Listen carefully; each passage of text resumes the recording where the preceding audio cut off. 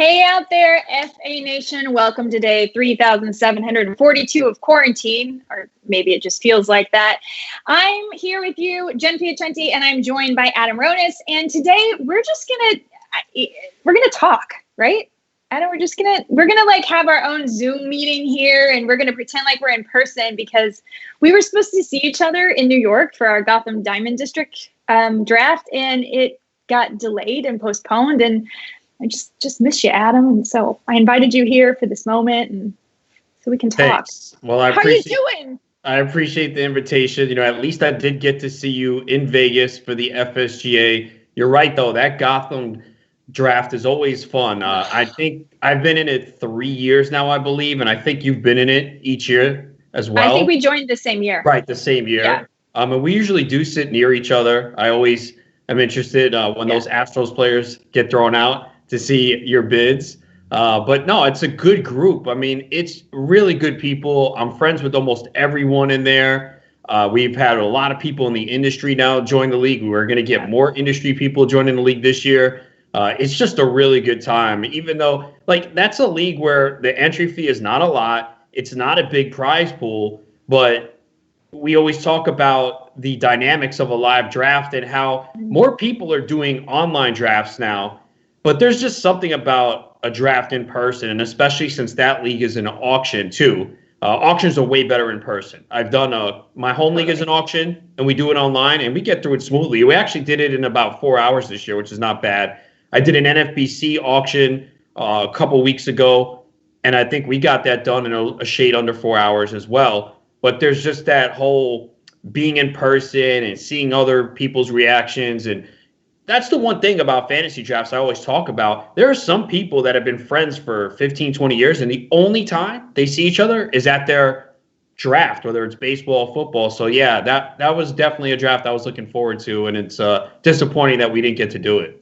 I mean, it's true what you're saying about, seeing your friends. I literally flew from Los Angeles to New York to do this draft and another draft. So I did get to complete the other draft, so the trip was still worth it. But it was such a bummer because basically once a year, I get to fly back to New York, see my pals, do this draft, and it's just the best night. And I think that's one of the things that we're finding and through all this isolation is how much connection fantasy sports actually brings to us. I know that a lot of us have had spouses or partners or people from outside be like, why in the world do you do this? Well, it's not about winning money, at least not for me. Maybe it is for a lot of people. I mean, DFS is fun for that. But as far as these season-long things, it's that, bonding experience and the way you can just connect with others and have a good time and just feel the joy throughout an entire season of the sport. Well, I'm not going to lie. The money is pretty important for me. Very competitive, and I hate to lose. I mean, honestly, it's the losing part that's worse. And, I have yet to win that league. I have finished in the money, but I haven't won the league. I think last year I finished fourth. 2 years ago, I finished second. So I've kind of been close. So that is a league that I do need to win. But, yeah, that might be – I think that's the only – you know what? Oh, no, that league I do in person for baseball. And the only other league that I was doing in person was the NFBC auction, which obviously got postponed. We wound up doing one online for half the price that they originally did. And I did do a labor draft out in St. Petersburg in person, but this was my first year in labor. And the Tout Wars draft I usually do is the mixed league draft online. So I actually don't get to do a ton of fantasy baseball drafts in person. For football, I usually do a high-stakes league out in Vegas, at least the last 3 years. Don't know about this year. We usually do another one in New York at the Greenwich Street Tavern, Chris McCarroll's bar. You ever met Chris? Not actually, only virtually, but I have been to the tavern. Okay, yeah. So for a party once. Yeah, we've had a fantasy football draft that we do. We have 2 leagues of 12 and combine it to play an overall. We've done that. So it seems like I do more football drafts in person. The industry draft, the flex leagues, we do that usually at SiriusXM. So, it's weird. I guess to do more football drafts in person than baseball. That is weird. Yeah. Well, speaking of postponing drafts, I'm just curious, how do you feel about that? Are you glad that we postponed the draft? Do you wish all of your drafts had been postponed? Did you do drafts that now you wish you could change? How do you feel? The only league that I had postponed that I was supposed to do was the GDD. Every other league I wound up doing. So I had a league, on the 18th, the Greenwich Street Tavern League, for baseball, we only do it online. We don't do it at the bar. Football, we do it at the bar. And basically kind of talked to a couple people, and a lot of people wanted to do it. So I said, all right, fine. If everyone wants to do it, we'll do it. And then my home league, I put it to vote on the 22nd. That's a keeper league auction. And most of the people wanted to do the draft. So we did it. And I guess it was a good thing at the time. But now the problem is, a lot of things are going to change. We don't know how long the season's going to be. We don't know where the game's going to be played. So at this point, though, I haven't done a draft since March 22nd. We did do that best ball draft on RT Sports. You were in it, Rick Wolf, Glenn Coltland, and a lot of people, Fantasy Alarm. That wasn't a big league. It wasn't a big money fee, and it was more fun. And, it was just for us to kind of have something to do. So I'm okay doing that. But I haven't had a draft in a couple weeks. And it's just, we just don't, that's the problem. Like everyone wants advice. Honestly, I know we can't give advice right now. I know. No, I don't know. And actually, that was one of the things I wanted to talk about. First of all, for me, I'm in a holding pattern with drafts as well, because the draft I did on March 14th, I'm like, okay, cool. We were all playing with the same kind of information. We're all playing at the same advantage or disadvantage, even playing field. But now this middle time in between, before we know what's happening, I just feel like, well, now maybe I am wasting money. That one, as I said, because I did it for camaraderie, I was with all my friends. It was fun to do it live. It was worth it. But anything that I'm doing online or virtually, whatever, best ball is fine. Because like you said, you put down $20, you do it for the day. It's almost just entertainment for the day. Who even cares? It's kind of fun at the end. But as far as drafts going forward, I want to wait until I have every piece of information. So that was where I kind of wanted to start today. And we'll talk about some football stuff too, et cetera. But with the MLB season probably starting late, one thing I wanted to ask you is, I know we can't give advice, but how are you going to treat rookies in your keeper leagues and your dynasty leagues? Are you worried about the fact if we're playing at minor league stadiums, are they even going to be able to play? Are they going to get experience? Not to mention, obviously, the draft's going to be changed. Have you thought about this at all? Well, I only do one keeper league, and we already had the draft, so I don't really have to worry about it. But it's really going to come down to the individual players. I mean, if it's a keeper or dynasty league, I really don't think it changes the value of those young guys because, I typically play for this season anyway. But, a Dylan Carlson, for example, right? Even if he doesn't play much this year, we think he will be, he still has value long term. So I don't think it changes. It's really for this year. And I think every team's going to handle it differently, especially if we have, say, a 90-game season. And a team gets off to a hot start. Aren't you hey, you know what? Let's bring up the rookie now. Let's get him. Who cares about service time? This guy can help contribute now. What if the Padres get off to a hot start? Bring up Mackenzie Gore quicker. Pearson for the Blue Jays. What if the Blue Jays get off to a hot start with some of those young players? So it's going to be different for every single team. And that's the hard part here is we don't know how many games. We don't know where they're going to be played. Obviously this proposed Arizona situation came out and, already people complaining about it. Look, I applaud them for at least coming up with something. I'm not going to sit here and nitpick everything. I just want baseball to be played. But obviously the number one primary concern is the health of everyone, all the athletes, the personnel, broadcasters, whoever has to be involved. That's number one. But at this point, whether it's 80 games, 90 games, I just want to see some baseball. We're all at home.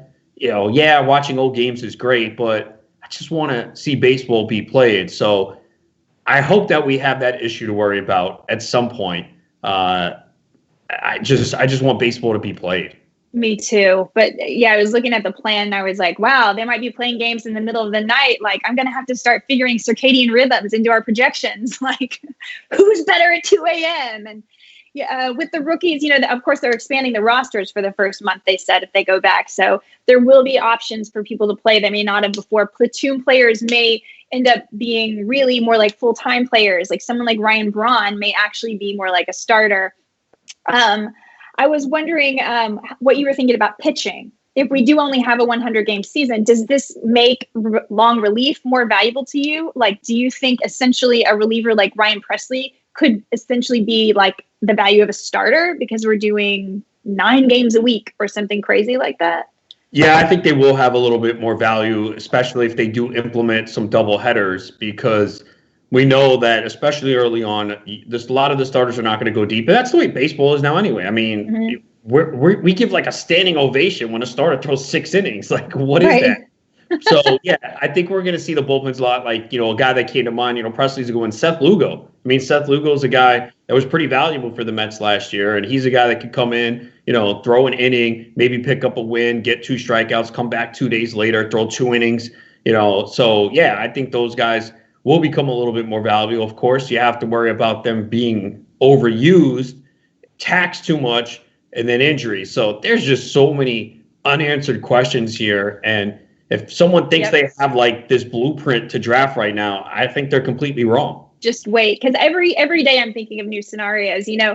Okay, maybe the guy that's the closer in waiting is essentially also going to be a closer now. Maybe we've doubled our closer pool. Should we be spending up for closers? Or are closers that throw high strikeouts the only ones that are valuable now because everyone else is the same? I mean, it's just like every day I wake up and I think, ooh. So one thing I've taken to heart is like, hey, it's new strategy and that's fun. And when they do announce it, we're at Fantasy Alarm. We're going to come up with what we think is the best way for you to still dominate your draft. So definitely be sure to get a hold of that Jim Bowden draft guide. You have nothing else to do but study, right?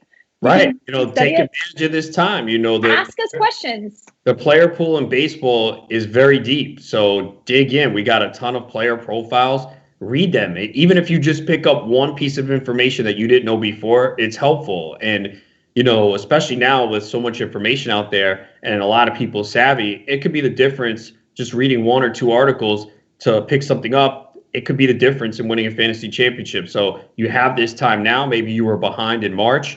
So take advantage of it. And an hour or 2 a day, I think most people have the time now at home a lot. Maybe you have kids running around driving you crazy. So that is a deterrent. But you have this time, so take advantage and do the research. Even if we don't get a big season this year, that information could help you for next year too. Here's a question I want to ask you. Say we have an 80-game season, does that change your excitement for playing fantasy baseball this year? Like, do you going to play 80-game season, or you're like, I really don't want to put $300 down for 80 games because it's such a I'm still going to play because I've been missing it so badly and I want to play, but I definitely will be more like cautious about it because it's like in 80 games, you're right. Like last year, the Seattle Mariners were the hottest team in baseball for the first 30 days. The Nationals wouldn't have made the playoffs. They would never have made the playoffs. The whole point of how we weight everything with baseball is the fact that it's such a long season. So it's a war of attrition, right? And we say, okay, it's okay that this guy's in a slump for 2 weeks. In the end, we know he always ends up here. That's how it's different from NFL, by the way. Like NFL, you can go, well, here's a matchup. This guy's going to be hot this week. You can kind of play hot streaks a little bit more. You don't want to try to play the hot streak with baseball because ultimately you'll lose, right? It's a little bit more about being patient.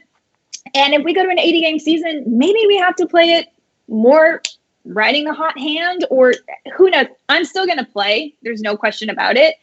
Another question I have about it, though, is how is it going to change next year? So let's say we only do play 80 games. Is it going to take some mileage off some of the pitchers' arms? Is it going to, there's so many, we just don't know. If they play late into this season, is that bad for the pitchers? If they play into December, even in domes? Yeah, my guess is they probably wouldn't go past November. I know they've kind of thrown out like a neutral site playoffs, a World Series, LA has been mentioned. So I don't see them going past November.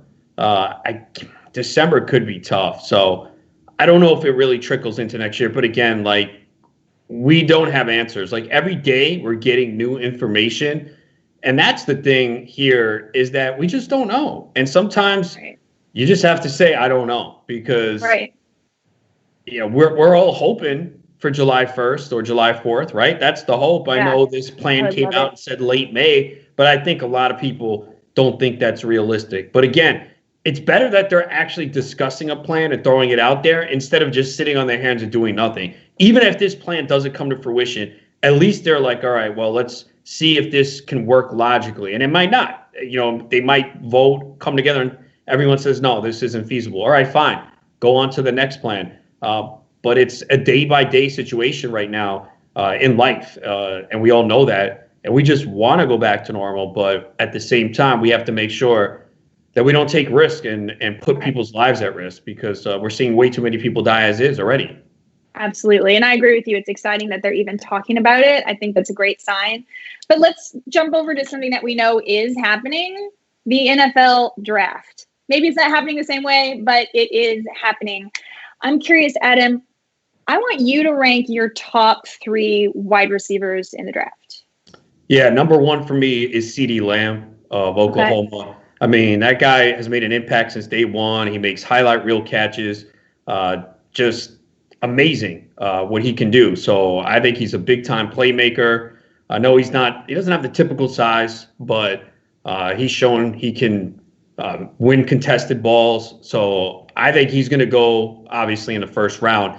The thing is, you just don't know how the NFL and certain teams, obviously, are going to rank these receivers differently. But Lamb is definitely one for me. I don't know if he's going to be the first receiver off the board. I have a feeling that he's not going to be, that there's going to be some NFL team that maybe takes Riggs higher or Jerry Jeudy. But for me, Lamb is number 1. Jerry Jeudy's number 2. That guy's probably the best route runner. He's played at a top-notch program in Alabama. He can get open. He's tough to bring down. He's definitely an NFL receiver. It's really close for me between Lamb and Jeudy. I got Lamb 1, Jeudy 2, and then 3 is going to be Henry Riggs. He's, the playmaker, got a lot of speed, but I think it was a 4.27 40. So teams are going to be enamored by him because defenses are going to have to pay attention just because of the speed. And he's actually not a bad route runner. A lot of speed guys, you think, all right, he just gets open downfield, but he actually runs pretty good routes, also coming from a high-profile Alabama program as well. So those are my top 3. So you ranked them in the same order I was going to rank them, which really stinks because I wanted to argue with you. But I'll just go back and say why I think the same thing. CeeDee Lamb, I think, is number 1. I think it's by a hair. But he's just a little bit bigger and a little bit stronger than Jerry Jeudy. He is not as fast, but it doesn't seem to matter. He's still, like you said, he's got the highlight reel catches, and he's a big Texas boy. And I think that matters because we have it in our blood down there. I know, as a Cowboys fan, that Texas takes their football very seriously. Yes, they do. Number 2 for me would also be Jerry Jeudy. He's fast. He's the best route runner again. Super talented. And then number 3 is Henry Ruggs. But I think Ruggs is the dark horse here to maybe end up actually being the best receiver out of this class. I did some digging into him, and I think he's rising up a lot of people's draft boards.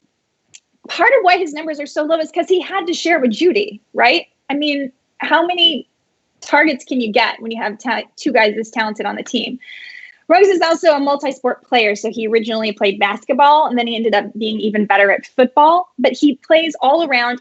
When he runs, he's able to keep the speed, even if he switches direction, which is pretty impressive. And I just think he has the mental state. And I felt the same way about Josh Jacobs last year, that there's things from his background and things about his personality that says he's going to be successful in the NFL. And that's kind of something that's just unquantifiable, but just something I believe in. So I'm pretty excited about him.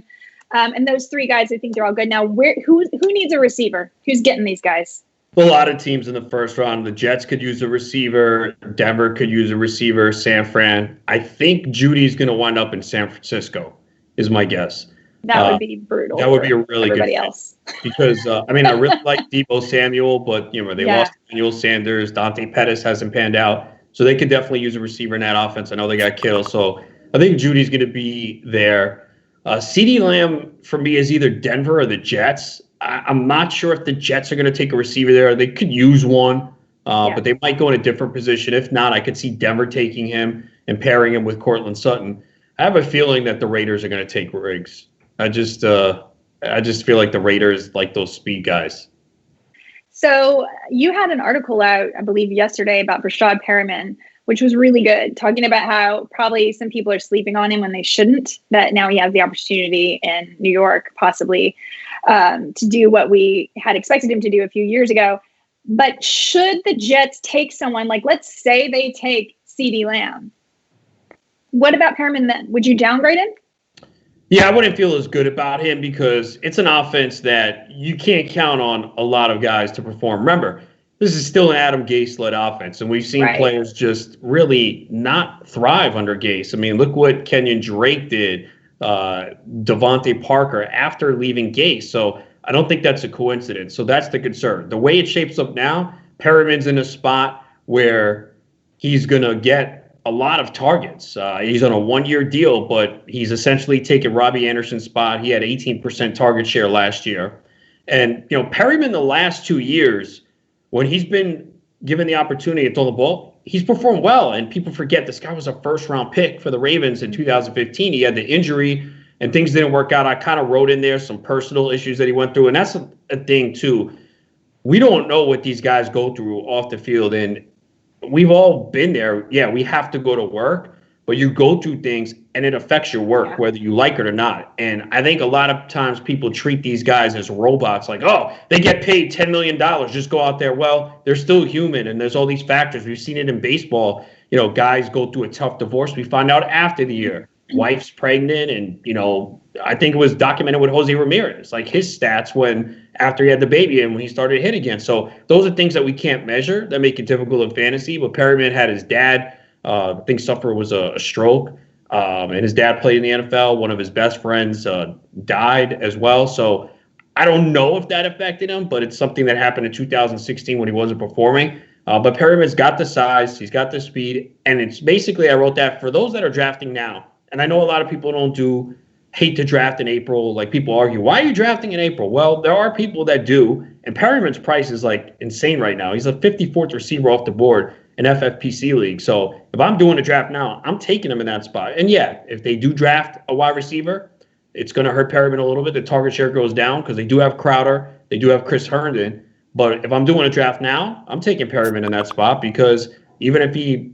doesn't get the target share we think because they draft a receiver, it's not going to crush you in that spot.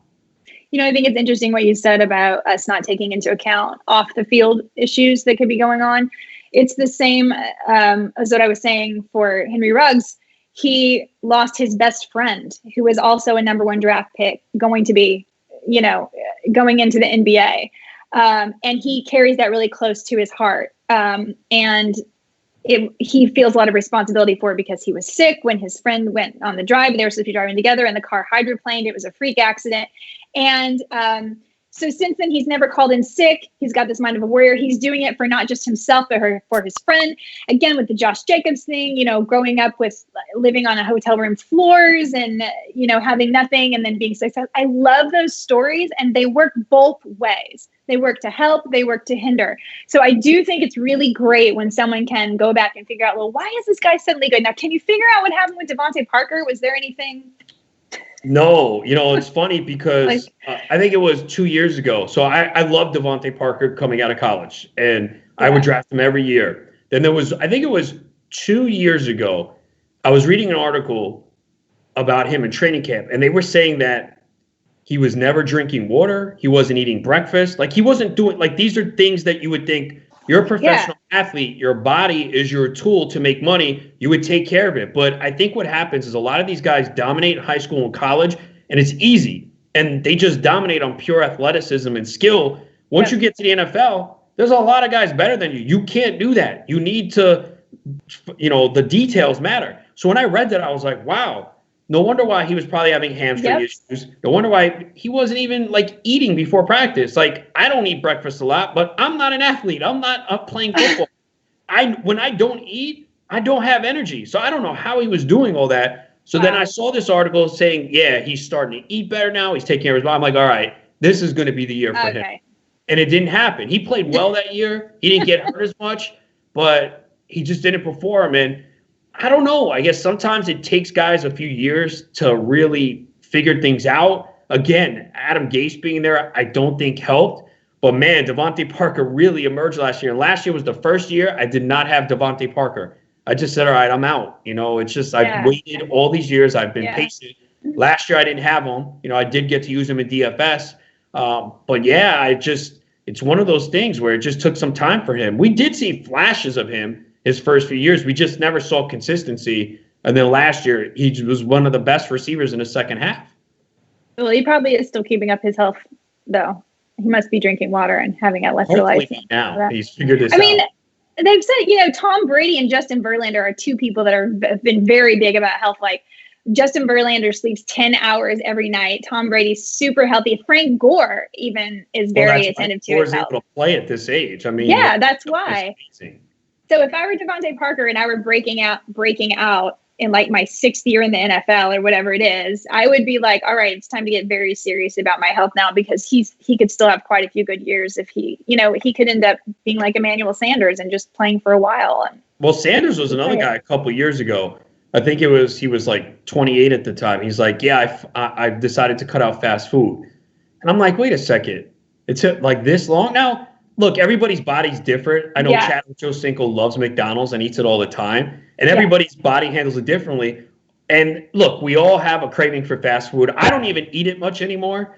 But like if I was in the NFL, it's like I guess maybe the mindset's different when you're in your mid-20s and you're an athlete like that. You're like, it's not going to affect me. But I'm just like surprised sometimes that it takes those guys that long to figure it out. But like their body is their moneymaker. Like it's like, you know what I mean? Like you only have so many years to make your millions.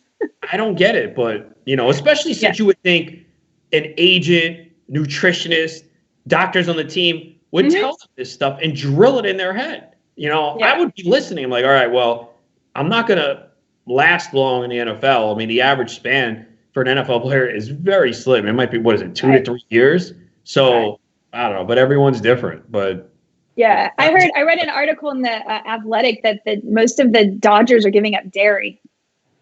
Yeah, I mean, I think now we have more information out there and people getting more educated on things like that. Yeah, and that's why you're seeing more people do it. It's trust me, it's difficult. I've tried to change my diet to lower cholesterol. It's hard. It's like everything's bad for you. Yeah, it's true. Even eggs. Yeah, they reversed their course on that actually, but whatever. I don't know. Like sometimes it's good, sometimes it's bad, and I don't like egg whites. So, do you like French fries? I honestly like them. I don't eat French fries that much. In fact, I've been a little bit more loose during everything that's going on because I'm like, well, I might die soon, so let me enjoy this.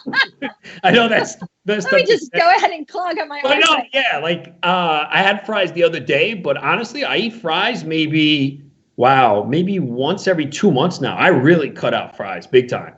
All right, so like if you were gonna choose one fast food joint, where would you go? That's a tough one. Chick-fil-A, maybe? Yeah, I don't eat it that much though, because it's not close by. There's one in the mall, but I'm not driving to the mall to get Chick-fil-A. I just moved walking distance from one, and I'm so screwed. Right? I haven't eaten fries in so long, and suddenly like waffle fries and chicken sandwich is like, it's so good. Fries, I believe, are one of the worst things for you. I mean, cholesterol-wise. Yeah, and I also have high cholesterol, but I have the super good kind. So apparently it's actually protective, so I don't have to be as frightened. But I've always avocados are good. I love avocados. Me too. So good. Me too. Almonds are very good. Yeah. So if you guys need your health talk, to see me and Adam. Yeah, don't ask me. But okay, so now Adam, I know you're a Cowboys fan and a Mets fan. If Dr. Fauci said, in order to avoid spreading coronavirus, you may only root for one of those teams, and this is for the good of the world, who would you still root for? The Mets. I've seen the Cowboys win 3 championships, and the Mets, I grew up 1 mile from Shea Stadium, now Citi Field. So born in Flushing, and the Mets were the first team I rooted for. So I am starving to see a World Series. I was too young in '86. I really don't remember it vividly. They were playing last week a lot of the '86 Mets postseason on MLB Network. They replayed the 16-inning game with Houston. So I was tuned into that, and it's amazing. That team was 1 strike away, I believe, on 7 different occasions from one strike away from losing and the season ending. So what they did and their comebacks were just insane. Like that's a season you will remember forever. And I just was too young to really enjoy it like I am the baseball fan now. So as much as I do love the Cowboys, got to stick with my Mets. And I need a title, man. We got to get the Wilpons out. Yeah, you do. You do. But I got to ask you now the follow-up question, which is how and why in the world are you a Cowboys fan? Because for me, it makes sense. Okay, I'm a Cowboys fan. You guys know that. I know I've got the Cowboy counter thread out there. But I grew up as you did, a mile from Shea. I grew up a few miles from, Dallas. Right outside of Dallas. And so that was my team. And like I remember, no, I don't. Sorry, I do not remember those championships of the 90s. I was far too young. Don't remember them at all. But it was Cowboy fever, silver and white, and football is so important in Dallas. Of course, I'm a Cowboys fan. But why are you a Cowboys fan? You're from New York. You should hate us. No, well, everyone asks me this, and I love how people say still to this day sometimes, "Oh, you're a Cowboys fan. You're a front runner." Do people realize they haven't won a Super Bowl since '96? I mean, come on, guys. They've been good, but they haven't won anything. You cannot call Cowboy fans front runners. In the late '90s, you could, but I started liking the Cowboys like '88, '89 because. I was a Mets fan as a young age, and I didn't really have a football team. And I had a neighbor who was like a big brother figure to me because my dad passed when I was young. I still haven't figured out how I got into sports the way I did. I grew up with 3 women, all right? So I had no male figure to get me into sports. I still have not figured out how I became such a big sports fan because if you hear a lot of people, they always talk about their dad got them into sports. I didn't have that. So my neighbor was like, I'd play sports with him, and he was a Cowboys fan. So he would show me tape of him being on the sidelines at a Cowboys game. So he got me involved in the Cowboys. I was like, all right, that's going to be my team. And when I first started watching them, they were bad. I think they were 1-15. And then obviously Jimmy Johnson came over the draft. So I was there before they won the Super Bowls, 88, 89, and just became a big fan and was really excited watching those Super Bowls. And I've stayed a fan ever since, even though it has been very rough. I feel like last year they really blew last year. They were the best team in the NFC East, and they gave that division away. And should have been easy. Never liked Jason Garrett. I don't know if Mike McCarthy's the answer, but they needed to do something to change course because there's too much talent on this team to not even win that division last year. Yeah, I agree. That's a great story about why you like the Cowboys. I totally give that a gold seal of approval. That was a good one. But my teams, too many people like, I've heard people say, "Oh, you should not be a Mets fan anymore because of the Wilpons." I can't do that. I've been with the Mets since day one, and I'll always be a Mets fan. Yes, I know nothing about what you're talking about. I know nothing about people giving you crap for your team. I think you just have to stick with them, even if they're dirty, stinking cheaters. Yeah, I mean, I feel that way. Like, you just have to be loyal. Like, what am I supposed to go to a team that's going to win now? And I'm not going to do that. No, you can't be a bandwagon fan. Yeah, and I have so many memories of Shea Stadium and being at games. I've gone to 2 Cowboy-Giant games, obviously, here at MetLife Stadium. One of them was 20 degrees. It was absolutely freezing. But, yeah, I got to make it down to Texas, though, and check out that great stadium. Let's do it. Yes, we have to. We should go. I think there might be an FSGA conference. Well, we'll see if that will be the wrong time of year. Maybe it'll get who knows? That's right, it's June. I don't know if that conference is going to happen at this point. Yeah, maybe not. I don't know. But we should totally go to a game. Like me, you, Lisa Ann, Glenn Colton, and Bowden. And we should awesome. We should tape it. It'd be awesome. What's the percentage we get all of those people to go to one game? I say it's low. It's low. Can we do it via Zoom? Well, yeah, that'll be good. But it would be awesome if we did it. We should totally do it. You said something. Go ahead. I'm in. I think Lisa Ann would be in too. Lisa Ann would be in. Okay, the 3 of us will go. Okay, that's fine. We can stay with my family. We can even make it inexpensive. They'll put us up. It'll be fun. All right. We'll see if we can convince Glenn to go too. He'll go. Glenn will go. Bowden. That's the wild card. Yeah, he's pretty busy. Yeah, he is. So, are you an only child? No, I have 2 sisters. Oh, you have 2 sisters. 2 sisters and a mom. That's awesome. Yeah. So I don't know. Again, I got to ask my mom. I always forget. I have to ask her, like, how did I become such a big sports fan? Like, who was there to influence me? Because I don't remember. All I just remember is being a kid loving baseball. Like, I went to the Hall of Fame when I was like 7 years old, decked out in a full Mets uniform with the socks and everything. I just for real, anyone you know me from my childhood, one of the first things they'll say, "Oh, he's a sports fanatic, loves the Mets." Like, that's the way I was. So I don't know where it came from. Well, then it must be in you. I think it's because it's just such a great game, and it's just so great. And anybody that's also great appreciates the greatness of the game. Boom. Yeah, we just need to figure out how to get the younger generation involved in it now, though. I know. I have ideas. We should talk about those off camera and then have another live stream about it. Okay. I mean, I think one of the biggest problems is the pace. The younger generation, the attention spans are short. Got to, look at and I'm guilty of it. I mean, I look at my phone all the time, but it's for Twitter. It's for sports stuff. Work. But yeah. They're doing, text with friends and all this stuff. So they can't sit there. And that's why you see these ballparks now. What do they have? Games, video. Like, I don't want all that stuff at a ballpark. I go to watch the game. I think talked about this, I think with Lisa Ann, like they have a Shake Shack at Citi Field. Great. I like it. I'm not waiting an hour on a line. No way. Cause then you're missing the game. Yeah. I'm there to watch the game.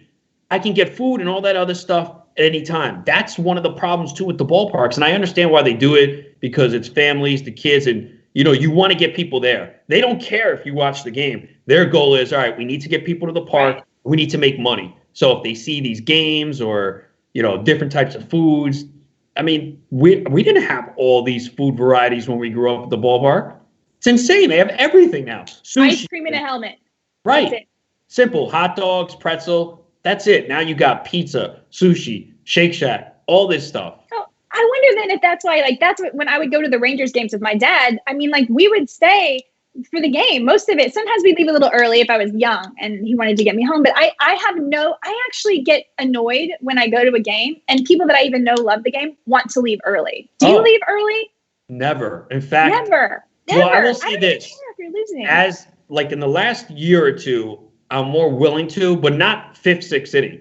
If it's a blowout, I might leave the bottom of the eighth inning, whereas before, I never did. There was one year, I think the Mets were getting blown out by the Dodgers, 17-2, something like that. I stayed the whole game. Someone was like, you want to leave? I'm like, no, I'm staying. I just enjoy being there, especially if it's a nice day. But people will leave in the sixth, seventh inning. It's like, what's the point of coming to the game then? Yeah, you want to beat traffic? And I don't live as close to the stadium anymore. So that's why I might leave bottom of the eighth or something. But if it's like a 7-8 run game. But if it's a close game, I don't want to leave. And I actually like when everyone else leaves, because then it's less traffic for me. Because, I live with no traffic, about 45 minutes now from Citi Field. So it's a little bit longer a trip, as in the past when I lived in Queens, I didn't have to worry about it because I was close. So there was no way I was leaving early. And I know some people live in Connecticut and further out in Jersey, but I just don't like leaving the game early. I just like being at the stadium. I feel like I paid to get in, or I got invited to go in, and I want every moment. And I don't know, there's something like what you were describing about being there. It's the outdoors, it's the feeling, it's the man on man, pitcher versus batter. And then also the team dynamic at the same time. There's something about it that's like Americana, and it just feels good. And it's like a warm, cozy blanket to me. That's what being at a baseball game is. We've gone to 2 games. Obviously one, we stayed till the end, it was fireworks night, but even the other, we didn't leave early. We didn't leave early. No, we didn't leave early. In fact, didn't we even see a concert afterward? It was fireworks night. Did we see a concert too? I think it was also Andy Grammer. Oh, okay. Concert, yeah, I think. Wow, so we left Andy Grammer early. Yeah, we didn't care. But we stayed for the fireworks, because the fireworks shows there are always good. They were good. Yeah, it was awesome. But we would have stayed anyway. And I remember one time when we went to a game, actually, you were there, I think, on your own, and I had different seats, and the people I was with left. Yeah, and I think that day, me because I'm alone. And that day too, I think I had a friend I was with, and he left early. I don't understand. It's like, if you don't want to go, then let me give that ticket to someone who wants to be there. I don't leave any sporting events early, rarely ever. There might be an occasion or two. Like the last sporting event I went to was Warriors-Nets game. I stayed the whole game, and it was a blowout. I mean, the Nets trounced them. But I had good seats. I wasn't leaving. No, it's too much fun. And the thing is, it's, to me also, this is like when people talk about, me doing theater, me doing film, I think they're both really awesome. But when you're in a live theater production, even if you're doing the same show, the same way, if you're playing the same game or playing the same team, it's never the same. And the only people that get that experience are the 1,200 people that are in that theater with you, and you're sharing it. The 30,000 people that are in the stadium with you. You're the only ones actually having that experience, and that's it. And there's so many things you can buy and you can have, but experiences are just experiences. So I just feel like if you have a chance to have an experience, like, stay in the moment and suck up every bit of that experience. Because you're right, we're all too busy, like, on our phones and texting and tweeting and whatever. And so that's I guess I got on a soapbox a little bit about that. But anyway. But yeah, I hope that we get to go to stadiums this year. You know, that's the thing too, because even if baseball does come back and maybe there's no fans early on, I think a lot of people are going to be reluctant to go to games. I do too. Possibly this entire year. And I gotta say, we can get really good seats. That's true, right? Or maybe everything will be 6 feet apart, right? Sit 6 feet apart from people. That's fine too. And there would be more people I'd be willing to go with if I can sit 6 feet apart from them.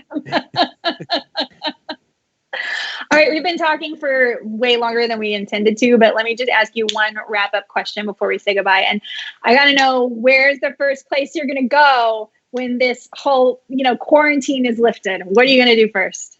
There's really nothing that stands out, but I will say this. The one thing that I'm really itching to do is play softball. My softball season was supposed to start April 5th. Then they pushed it to April 19th. The website, when I checked several days ago, said May 3rd. I don't think that's going to happen. I'm praying, but it doesn't look like that's going to happen. So especially with the weather being very nice in New York the last few days, I really want to play softball. So that obviously can't be the first thing unless it's set up. But I guess go to the city, just hang out with friends, really, because, I haven't hung out with anyone in weeks. So just being around friends, doing anything at this point. I mean, is there something specific that stands out for you? The first thing I would want to do is go to a baseball game, which I guess we already covered. Like Dodgers game, doesn't matter if it's Astros, I don't care. The first thing I'd like to do is go to a game. And then I'm with you. I think that, obviously that would be arranged or whatever. We could get lifted before I can get to a baseball game. So yeah, I think it would be like just to go out to dinner or sit at a bar with some friends, like somewhere public, somewhere community, and, just see people face to face and potentially even give a hug. And I'm not a hugger. I'm really not a hugger. So I'm doing okay in this environment, but I think I might need to hug someone when this is over. Well, I've always said that a lot of times in life, we take a lot of things for granted. And, we always sit there and say, wish we had more money or better situations. And I've always said there's always a ton of people that have it way worse than you. So you should be thankful for what you have. But now you're seeing it, like the things that you were just taking for granted in everyday life, what happens when they're gone? So you just really have to enjoy every moment. And I've always said too, like, don't put things off. A lot of people do. When you make plans with your friends and then you're like, oh, I can't make it, I'll see you in a couple weeks. Like, we shouldn't do those things because you never know what can happen. And this is just a perfect example of that you just kind of have to enjoy every moment, every opportunity that you get, even the little things. Like you said, just going out to eat with your friends, talking, having fun. Doesn't sound like, oh, well, it's just eating, whatever, but it's these experiences that we have fun with the people that we love. And look, that's been taken away. We don't even know how much longer this is going to last. It could be a month, 2 months, could be 3 months, could be longer. So, just be thankful for those opportunities when you get them. Because as you know, when you get older, I guess we're fortunate we don't have kids, so we can do things a little more often if we want. That's true. But those circumstances don't come up a lot as you get older, especially if a lot of your friends are married with kids and they just can't do things when they want. That's true. That's really true. That's why I try to have friends that are much younger than me. That's a good idea. I'll have to look into that. Okay, well, this was awesome. We should chat more. We should chat all the time because I'm so lonely, Adam. So I'll call you later. All right, I'll be around. I got nowhere to go. Okay, you guys, thanks for tuning in. Remember, check everything out on fantasyalarm.com. Adam's still writing a lot of NFL articles. I'll be periodically putting up a video if something exciting takes place. We're always available on Twitter, and we're here to just chat about stupid stuff with you too. Hug whoever's in quarantine with you. That's safe. Don't eat too many French fries, and we will catch you next time.